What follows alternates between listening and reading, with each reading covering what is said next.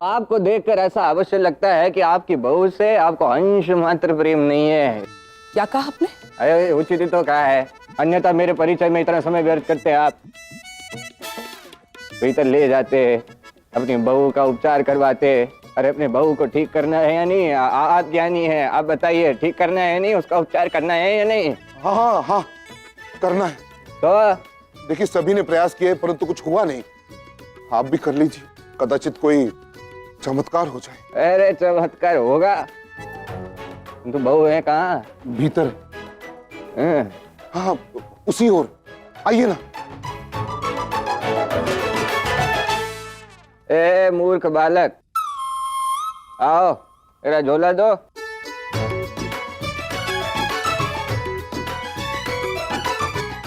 इतना क्रोध आता है इसको, देखो थोड़ा ध्यान दो।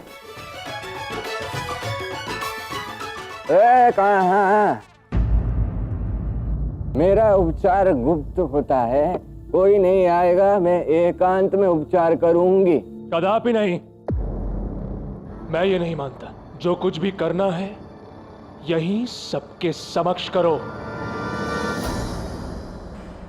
बात तो ठीक है अयन की, कोई भी वैद्य गुप्त रूप से उपचार नहीं कर सकता। ठीक है, ठीक है, आप किसी वैद्य से उपचार करवा लो, मैं ऐसा ही उपचार करती हूँ। यदि नहीं तो ना, मैं जा रही हूँ। हाँ उपचार करवाना है आपको, जैसा उपचार करना कीजिए, आपको कोई नहीं रोकेगा। बस कृपा करके राधा को ठीक कर दीजिए और हम में से कोई भी आपके उपचार में व्यवधान नहीं डालेगा। ठीक है, इस मूर्ख बालक को समझा देना, इतना क्रोध आता है, इसका भी इलाज करवा लो।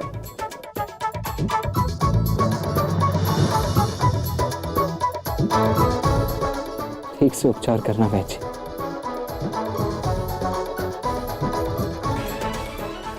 अवश्य दाऊ।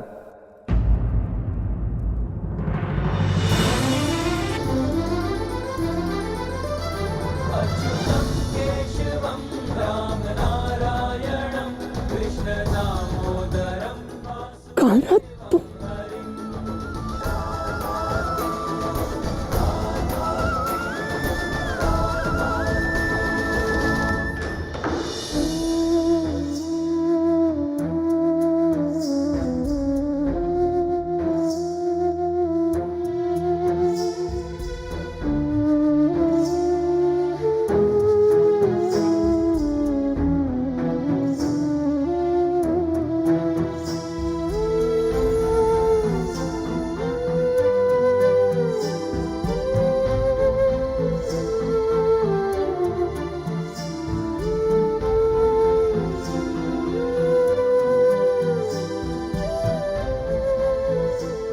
तुम ये सारी पीड़ा अकेले कैसे भोग सकती हो राधा? तुम्हारा हर कष्ट, हर पीड़ा आधी मेरी।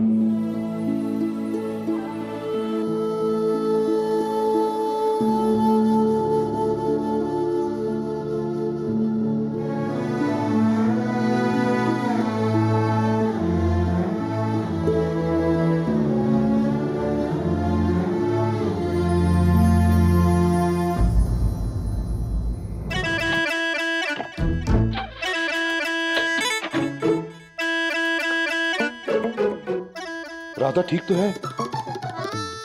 वैद्य जी बोलिए ना, कुछ तो बोलिए।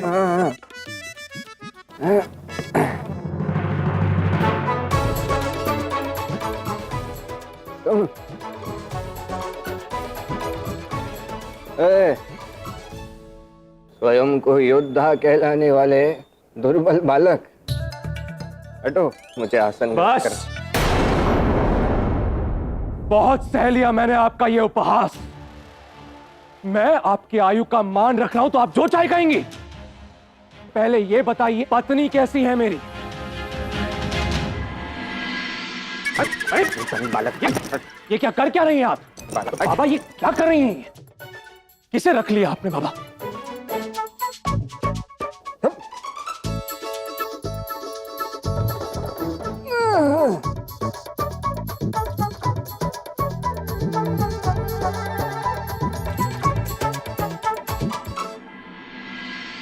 मेरा उपचार सफल रहा।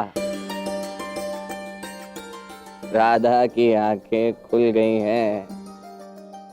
हे ईश्वर,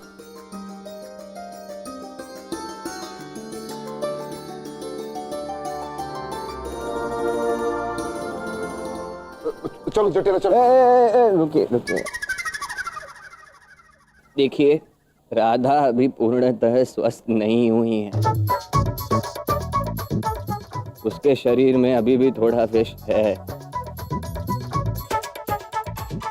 उसे पूर्णतः स्वस्थ करने में 15 दिन जाएंगे। 15 दिन तक किसी को उसकी सेवा करनी होगी। और वो कृष्ण कृष्ण, उसका क्या?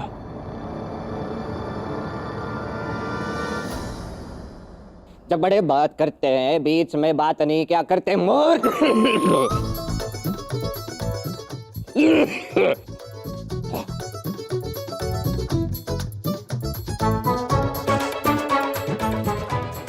अपने बेटे को संस्कार सिखाइए, मूर्ख कहीं का।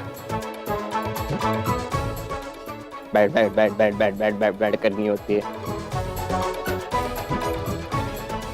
मेरा कहने का तात्पर्य है कि कृष्ण पक्ष के अंतिम दिन तक राधा पूर्णतः स्वस्थ हो जाएगी। ये मेरा वचन है।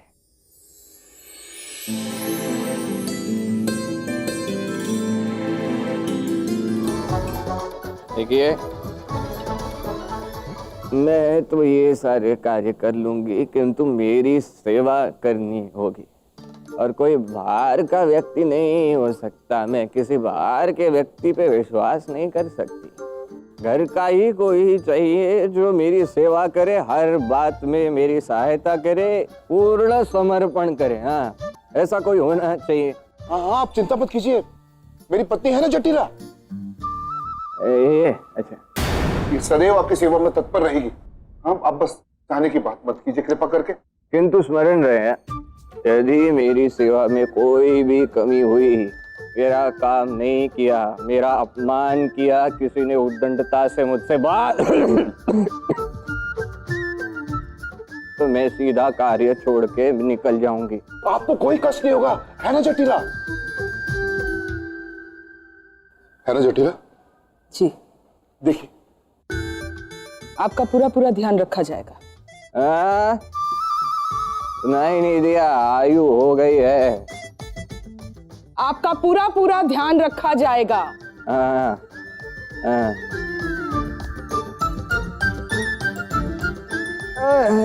नारायण रक्षा करना।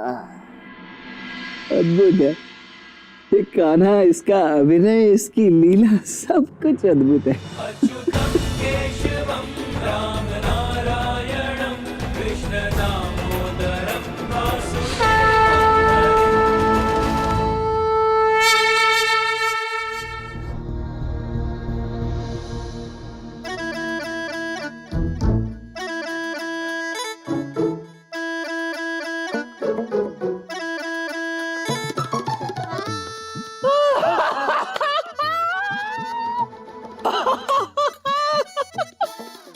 अद्भुत कान्हा, अद्भुत।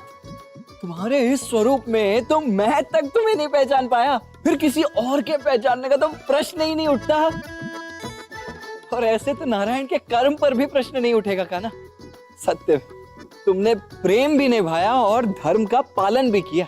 अब मुझे पूर्ण विश्वास है कान्हा कि तुम संसार को प्रेम का अनंत पाठ अवश्य पढ़ा पाओगे, क्योंकि तुम तो हर एक क्षण उसे जी रहे हो। अब मेरी बस एक ही कामना है कान्हा कि शीघ्र अतिशीघ्र राधा भी इस अनंत प्रेम का अनुभव कर ले। दाव, इस कृष्ण पक्ष के अंतिम दिन तक न केवल राधा के शरीर से एक दंश का विष निकलेगा, बल्कि राधा के मन में जो द्वंद्व चल रहा है, उचित अनुचित को लेकर, कर्तव्य और प्रेम को लेकर, ये भी निकल जाएगा। जब इस द्वंद्व के विष से मुक्त होगी राधा, उसके मन में केवल और केवल प्रेम के अमृत का संचार होगा। और तब राधा ये अवश्य समझेगी कि प्रेम का वास्तविक अर्थ केवल समर्पण है।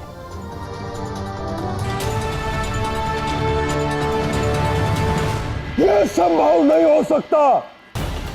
महाकाली का वरदान विफल नहीं हो सकता। एक दंश के विष से कोई कैसे बच सकता है? पहले तो मुझे भी विश्वास नहीं हुआ महाराज, किंतु यह सत्य है कि राधा के प्राण बच गए हैं। किसी अच्युता नामक महिला वैद्य ने राधा के प्राण बचाए। इस विष को स्वयं धनवंती और अश्विनी कुमार दूर नहीं कर सकते। उस विष को एक साधारण वैद्य, वो भी महिला वैद्य ने दूर कर दिया। एक दंश के विष को विफल कर दिया। पता नहीं महाराज, किंतु यही सत्य है। तो पता लगाओ अक्रूर, ये सब कैसे हुआ? मेरा इतना बड़ा अस्त्र विफल कैसे हुआ? कैसे हुआ?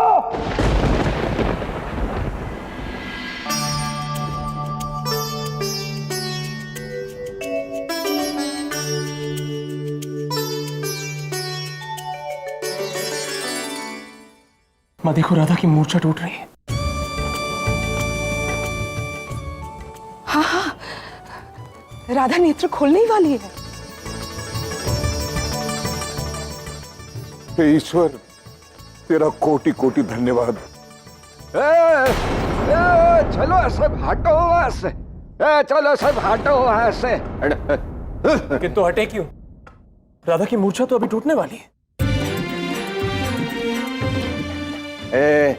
मूर्ख बालक, सुनो चुपचाप। वेद शास्त्रों में इसका उल्लेख किया गया है। कहा जाता है कि अस्वस्थ व्यक्ति की जब मूर्छा टूटती है, सर्वप्रथम उसकी दृष्टि जो है अच्छे व्यक्ति पर पड़नी चाहिए, तभी स्वास्थ्य ठीक हो सकता है।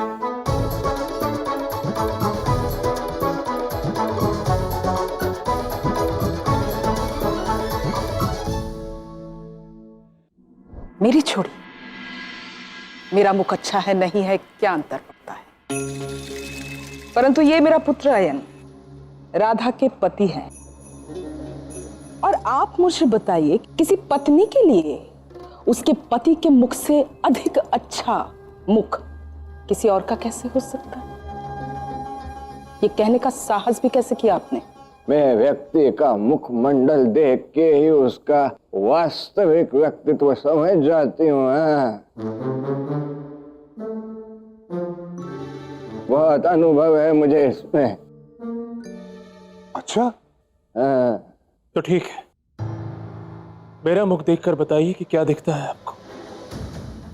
तनिक देखें आपका ये कथन कितना सत्य है।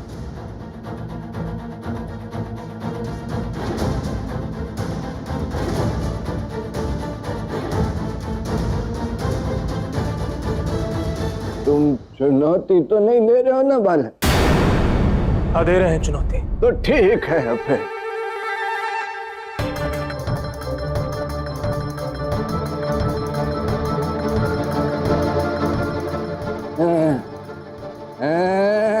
नीच बालक, तुम्हारी पत्नी को जब सांप काटा तुम वही थे ना तुम?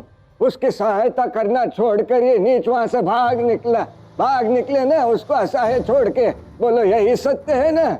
बोलो।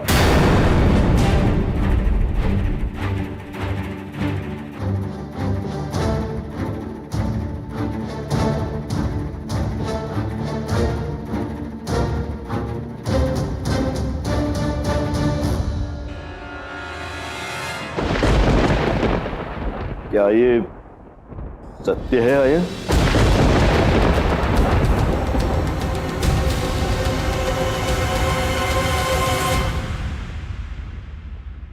जी वृषभान जी, ये सत्य है। वो सर बहुत ही भयंकर और बड़ा था, और अयन भयभीत हो गया और वहां से यहां।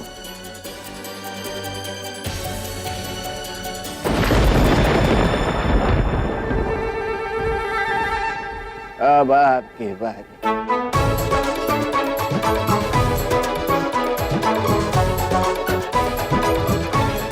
जटिला जी, अब आपकी बारी।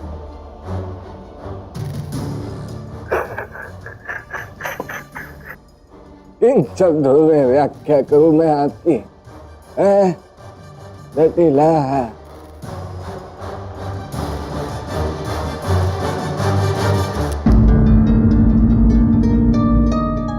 इसकी कोई आवश्यकता नहीं है।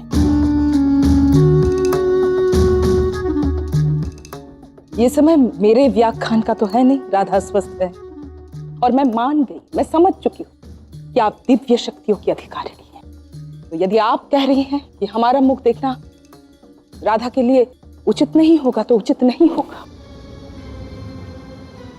बड़े समझदार और बुद्धिमान हो तुम। ये समय मेरे प्रशंसा का भी नहीं। आप समझ रही हैं? किसी भी क्षण राधा अपने नेत्र खोलने वाली है, तो कृपया इतना बता दीजिए, राधा के लिए किसका मुख देखना उचित रहेगा? मेरा और किसका? अरे मृत्यु के मुख से मैं ही तो इसे छीन के वापस लाई हूं ना। तो मैं ही खड़ी रहूं उसके सामने, वो मेरा मुख देखेगी। उचित कहा आपने। राधा को अपने रक्षक और उद्धारक का ही मुख देखना चाहिए, ताकि वो शीघ्र ही स्वस्थ हो जाए और जीवन भर स्वस्थ रहे।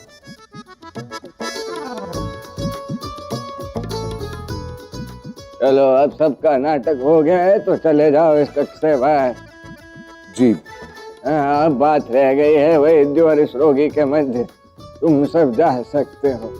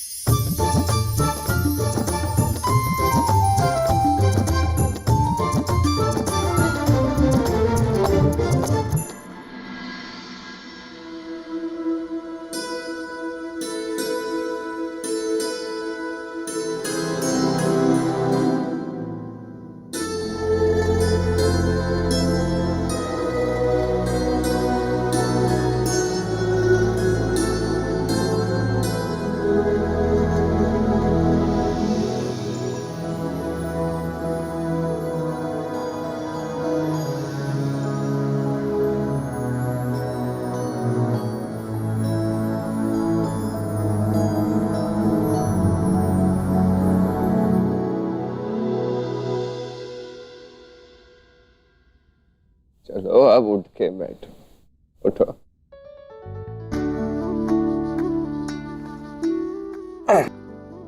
उठो।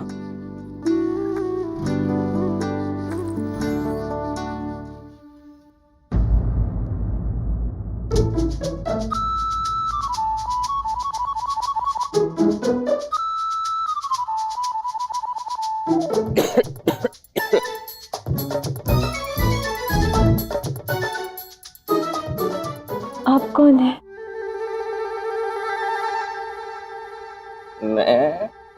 मैं अच्युता। मैंने ही तो तुम्हारे प्राण बचाए हैं। धन्यवाद।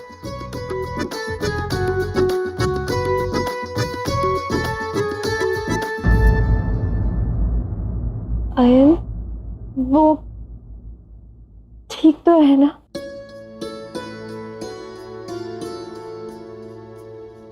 जितनी भोली हो ना उतनी ही महान भी हो तुम।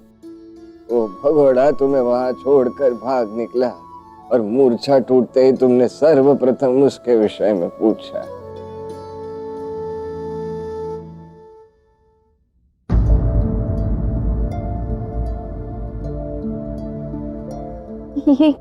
ये कैसे?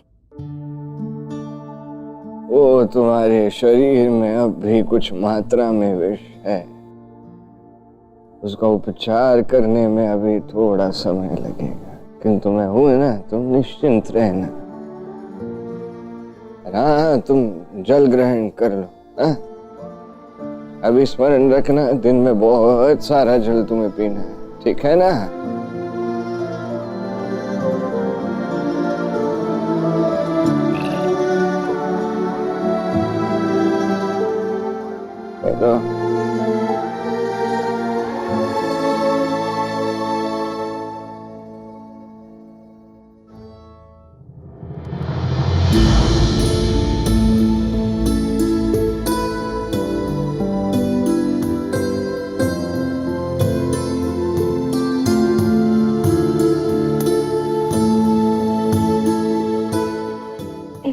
बात कहूँ, आपकी उपस्थिति बहुत ही दिव्य है।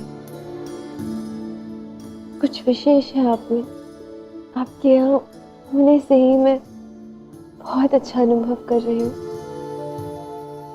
ये तो होना ही था। कैसे? कैसे? धीरे धीरे सब समझ जाओगे तुम, ठीक है? चलो अब मैं जाती हूँ। जाऊं? आज छोड़ोगी तभी तो जाऊंगी।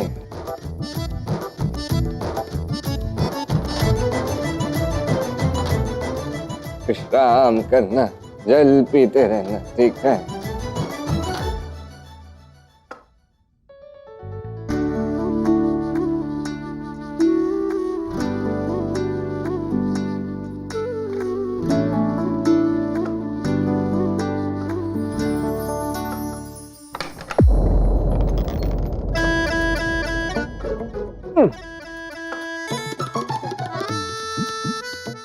कैसी है मेरी राधा आप? राधा भी ठीक है। नारायण का बहुत बहुत धन्यवाद। आज नारायण की कृपा से मेरी राधा की जान बची।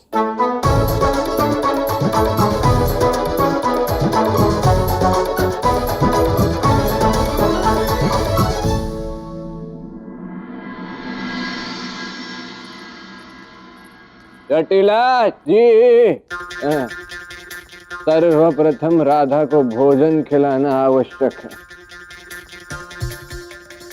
उग्रपद जी, आपने मुझसे कहा है ये मेरी सहायता करेगी। आपको एक कार्य बताऊंगी, आपको करना होगा।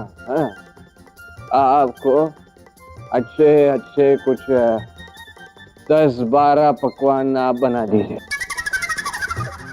10-12 पकवान? वो किस लिए? तो कौन बनाएगा? घर किसका है? आपका है, आप बनाओगे। आप और आपका ये पुत्र, आप दोनों मिलकर कार्य करोगे। मेरी सेवा करोगे, राधा की सेवा करोगे, समझे? मैं राधा का उपचार करने में व्यस्त हूं ना? हस्तक्षेप ना कीजिए, समझा दीजिए इन्हें। और यदि कोई समस्या है तो बोल दो। मैं चली जाती हूँ। मैंने मना नहीं किया ना, मैंने मना नहीं किया ना। मैं अभी कुछ पका देती हूँ। कुछ नहीं, बहुत कुछ पकाना है। खीर बनानी है, माखन बनाना है, दाल भात मिष्ठान तरकारी सब बनाना है, और सब में शुद्ध घी का उपयोग करना है, स्मरण रखना। ये सब जो आप पकवान बता रही हैं, वो हमारी पुत्री राधा को भाता नहीं। हाँ, माउचित कह रही है। तो किसे भाता है? वो कृष्ण। तो आपको पुत्री राधा ने कहा है कि ये सब कुछ वो खाना चाहती है? आपको कैसे पता? भूल गई ऋषि गौतम, दिव्य दृष्टि भूल गई।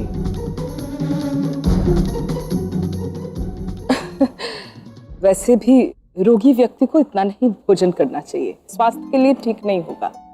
तो क्यों पकाना? ये निर्णय मेरा है। उग्रपद जी, बोल दीजिए मेरे अनुसार यहाँ कार्य नहीं हो रहे हैं, मैं यहाँ से चली जाऊं। जाऊं मैं? नहीं। अरे इतने प्रश्न क्यों पूछ रही हो जटिला? जैसा कह रही है वैसे करो ना। जी।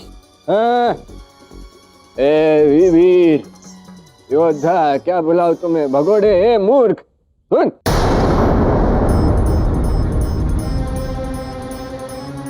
योद्धा है न तू? कहाँ दिखाएगा वीरता? माँ के साथ रसोई में भोजन पकाएगा ये योद्धा? उसमें भी कोई छोटी बात नहीं है। पुरुष भी भोजन बनाते हैं, अच्छा बनाते हैं, किंतु वो भी तुम्हारे बस की बात नहीं है। तो तुम्हारे बस का एक कार्य दूंगी, चुपचाप करना, ठीक है? एक पात्र में गरम जल डालना, उसमें कई सारे गुलाब के पुष्प डालना, गुलाब जल बनाना और शीघ्र राधा के कक्ष में पहुंचा देना। ठीक है? क्या है? राधा के शरीर से इस विष का प्रभाव निकालने के लिए उसे शीतल करना आवश्यक है। ये तो माँ भी कर सकती है ना? क्यों? माँ क्यों करेगी? केवल राधा तुम्हारी पत्नी है, तुम राधा के पति नहीं हो। राधा अपने कर्तव्य का पालन कर सकती है, तुम अपने कर्तव्य का पालन नहीं करोगे? हाँ? रोज से मुझे देखना नहीं, उग्र पज्जे। मैंने कहा ना आयन, जैसा ये बोलती है वैसा करो। जाओ। हाँ, हाँ।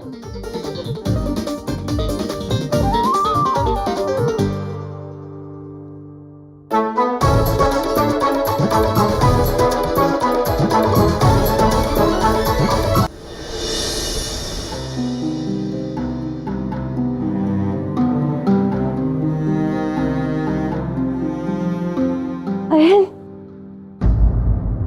एक बार पूछोगे भी नहीं कि मैं कैसी हूँ?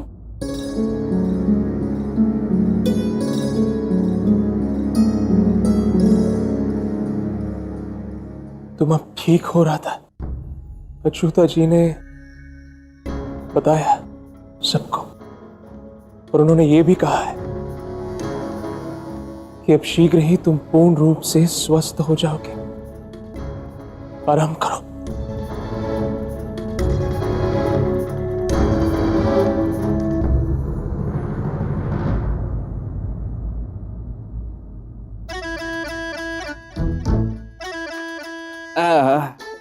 अरे राधा बिटिया, देखो तुम्हारे लिए विशेष खीर बनवाई है मैंने, बड़ी स्वादिष्ट है।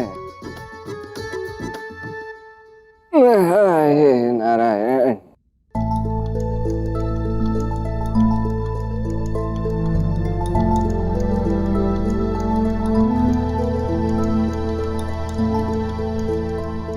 अरे नहीं नहीं, अभी इतनी सशक्त नहीं हुई हो तुम, मैं खिला देती हूँ।